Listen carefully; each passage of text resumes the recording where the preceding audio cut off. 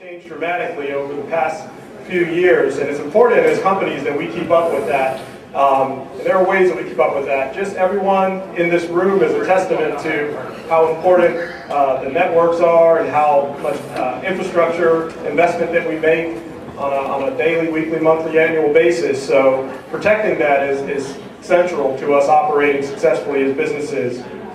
So we do that with kind of a fun analogy with the auto racing industry. So everybody loves racing. You know, there's NASCAR, IndyCar, Formula One.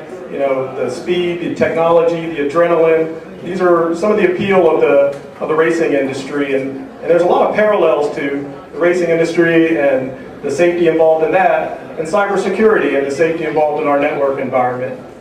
So that game keeps on changing. The safety game is critical that we keep up with that. So compared to 25 years ago, the game's changed dramatically in that cars are lighter, faster, drivers, you know, the danger to drivers has increased, to driver safety, the tracks are faster, and of course, a lot of the improvements that get made as a result are born out of tragedy.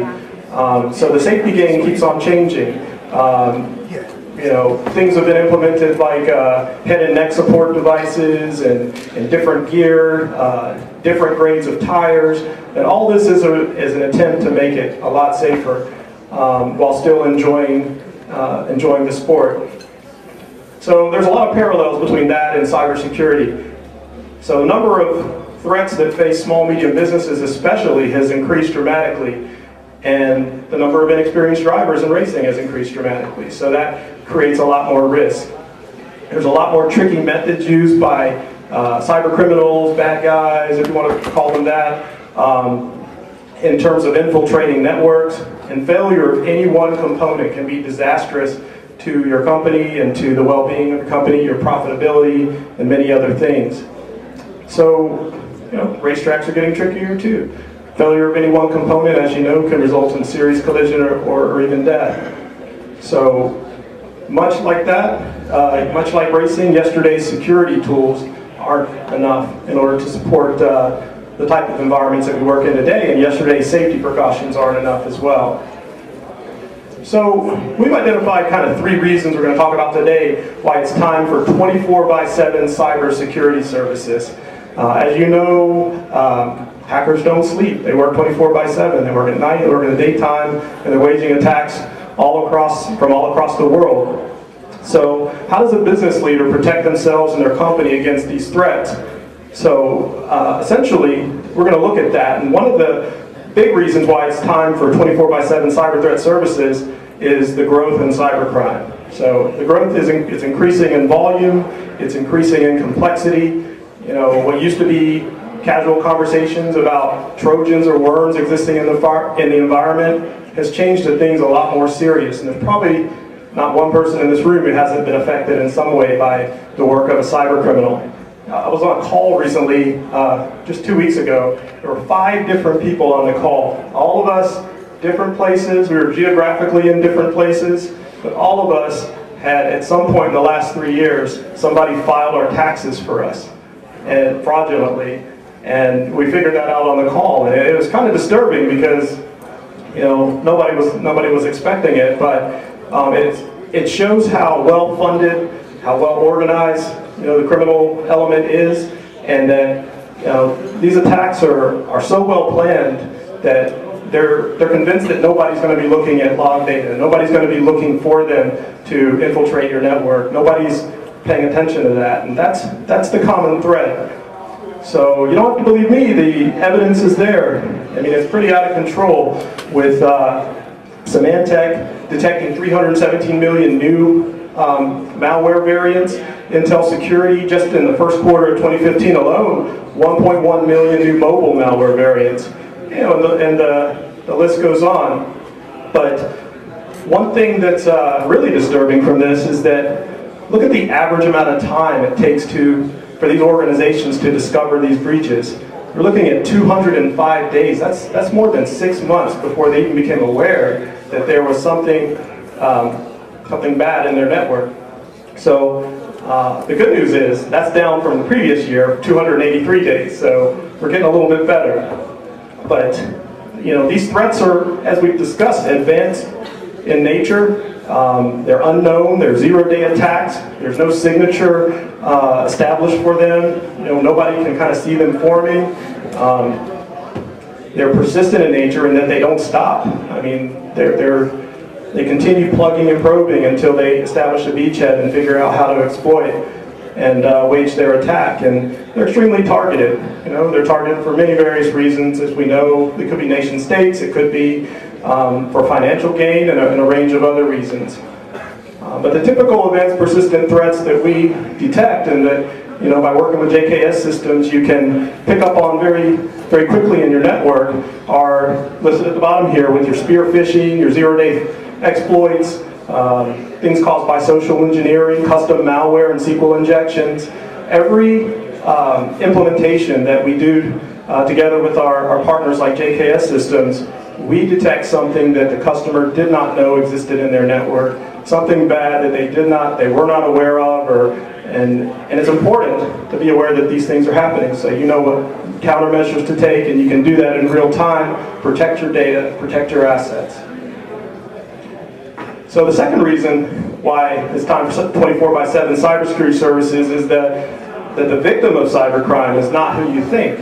Everybody's aware of the big breaches, the Home Depots, the Targets and others, but the real target of cybercrime, based on Verizon, my old job, is through their data breach investigator report that 71% of successful cyber attacks are on businesses with less than 100 employees. So the small medium business is really the target. And it's kind of obvious. There's so many of them, and nobody's watching, for the most part, those networks, and watching the different devices and activities happening in those networks.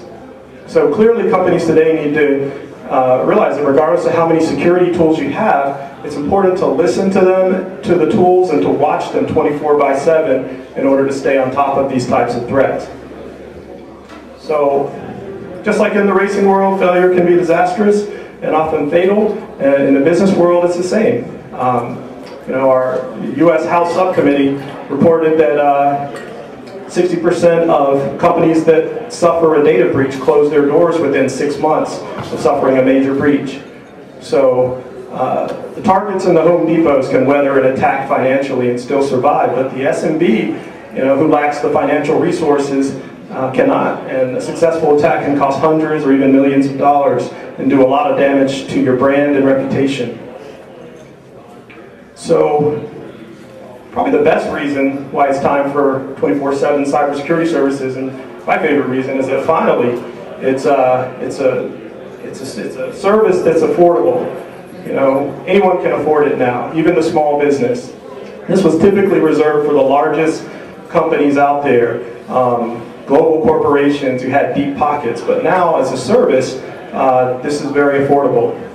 And I encourage you to connect with Aaron and with JKS systems in order to get that going, and he can show you how.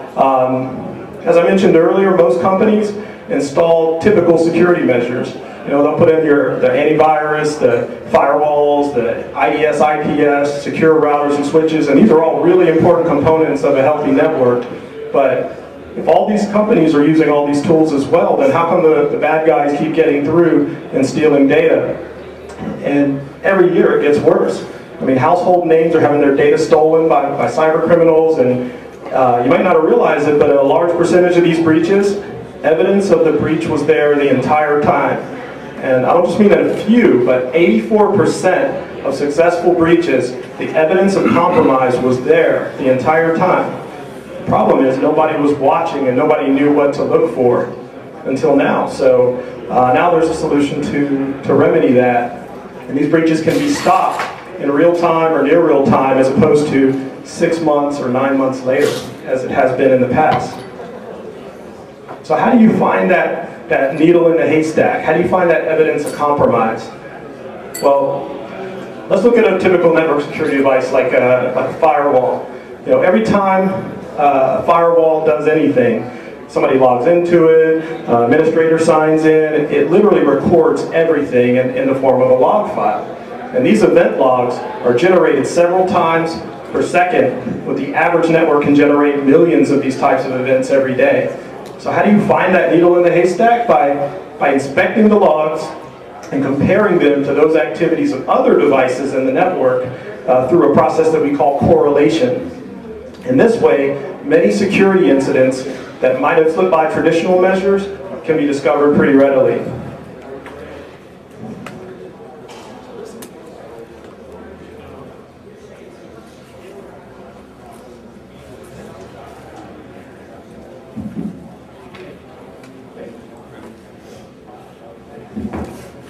Okay, so this is done through a process called SIM, and I'll go over this really briefly because I know we're short on time, but as we've already learned about event logs, that we know that every device in the network emits logs or generates these logs. So there are those devices that we just talked about.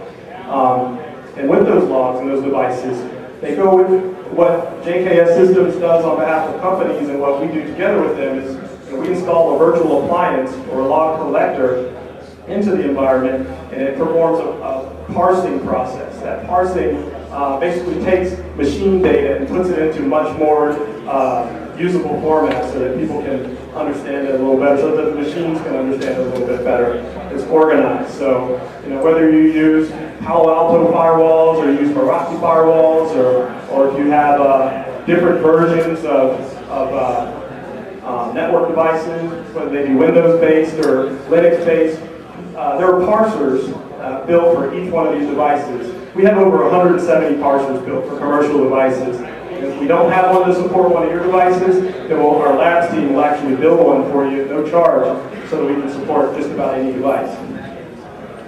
So from there, the collector parses, normalizes the logs, puts them into a common format, and in real time, it securely transmits the logs to our SIMs in the cloud. And the SIM performs a process where all the events from each device are compared against those of all the other devices, and it applies a body of rule sets. We have hundreds of rule sets, hundreds of correlation rules that are applied to different environments and different devices. So those rule sets are constantly looking for patterns of activity that could be malicious. And added to that body of rule sets are externally sourced threat intelligence, so feeds from law enforcement and other feeds from the internet. And that allows us to keep our knowledge base up to speed and know exactly that we're on top of the latest things and I guess most threatening threats that are out there. So out of the millions of events occurring on the network, a few might turn out to actually be real. So a valid security alert, most of them are just noise, and they're discarded as such. But out of the millions of events, you might have just a small handful, maybe 1,000, that are actual alerts. And that's how we find that needle in the haystack. And that's just the first of 3 steps towards the entire process. What's missing from a lot of small and medium business networks is the human expertise or the human analysis that comes with that. And so our security operations team is staffed 24/7, 365 days a year with some of the top security professionals with high credentials from SANS and from their CISSPs and other credentials. And that human expert analysis is critical in detecting these breaches. And they can also feed that information back into the SIM and update it as well and stay on top of threats that way. But that allows them to do timely incident response as a result. And that's what the goal is. Instead of 205 days, we want it to be 205 seconds. We want it to be a lot shorter of a time frame in order to figure out that there's a breach in the environment and to get it out of there. So just wrapping up here, there's a lot of different types of threats and incidents that a network can generate, and they can be found in there. But brute force attacks and insider threats are a couple. But many people are surprised to learn about the other attacks that happen. So the SIM also detects malware outbreaks, application exploits, device configuration changes, whether something's been misused or if there's suspicious or abnormal behavior, strange ingress or egress behaviors, and able to address that. So all that's done by us placing a virtual appliance into the customer's network, which can run on a range of different hosts. It's very lean, not a bandwidth hog at all. Sends information to our cloud-based SIM. That's where the correlation and analytics occurs. Alerts are generated, noise is discarded. Security analysts come in and triage, escalate, and handle those incidents. And then tickets are created, and allows for the incident response team to do a much more effective job in finding what's real. So all this happens 24/7. And as we just mentioned, the good news is it's now very affordable. Just to summarize, with this service, we encourage companies to get out there and use the service, risk-free. Big question we're asked is, hey, that sounds really expensive. And historically it has been, but now you can do it risk-free in your own environment. You can have access to the full analytics, the reporting, the tools. You can see how the process works, identify what concerns exist in your environment, and do all of that, with no risk, no obligation. So I encourage you to get with Aaron and JKS Systems, and we look forward to talking with you further. Thanks a lot, everyone.